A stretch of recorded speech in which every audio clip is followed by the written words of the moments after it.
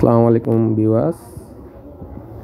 বাইকটা আমার কাছে আসলো, সমস্যা হচ্ছে ইঞ্জিন গরম হওয়ার পর বাইকের কারেন্ট প্রবলেম, কারেন্টটা একেবারে চলে যায়। তো এটা দেখতে গিয়ে আমাকে কয়েল প্লেটটা চেঞ্জ করতে হচ্ছে। সাথে ভাই বলল আমার গাড়িতে সাউন্ড খারাপের জন্য একটা স্প্রিং লাগিয়ে দেওয়া হয়েছিল। দেখেন স্প্রিংটা কত বড় এক হাই কোয়ালিটি স্প্রিং লাগিয়ে দিয়েছে। এখানে সমস্যা হচ্ছে এই পিনের মধ্যে মাথায় যে রাবার লাগানো ছিল এর কিছু অংশ ঢুকে গেছে ভেতরে, যেখানে মোবিল গিয়ে প্রেসারটা ধরবে সেই জায়গায় মোবিলটা যেতে পারতেছে না, শব্দ করতেছে।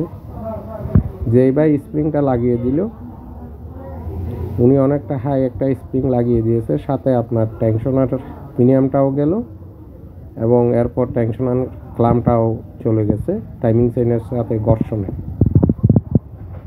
এখন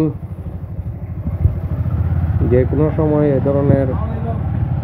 এ ধরনের কাজগুলো করার সময় লক্ষ্য রাখতে হয় এই জিনিসগুলো ঠিক আছে কিনা। আপনারা দেখতেছেন এই রাবারের অংশটা বের করতে কতটা কষ্ট হচ্ছে। এই কাজটা করে একটা লু স্প্রিং লাগিয়ে দিলেও কাজটা হয়ে যায়। যাই হোক, সমস্যাটা ছিল পিক আপ কয়েলে, আমাকে করতে হচ্ছে অন্য একটার সাথে।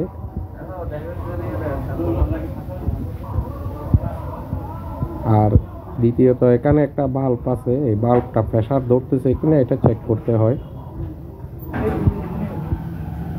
যে কেউ দেখা যায় টাইমিং চেন যখন শব্দ করতে থাকে তখন এরকম একটা ভারী স্প্রিং দিয়ে দেয় সাথে, যার কারণ টেনশনার এই যে রাবারের এই অংশটার কারণে মোবিলটা যাচ্ছিল না, যার কারণ হাই একটা স্প্রিং লাগিয়ে দিল।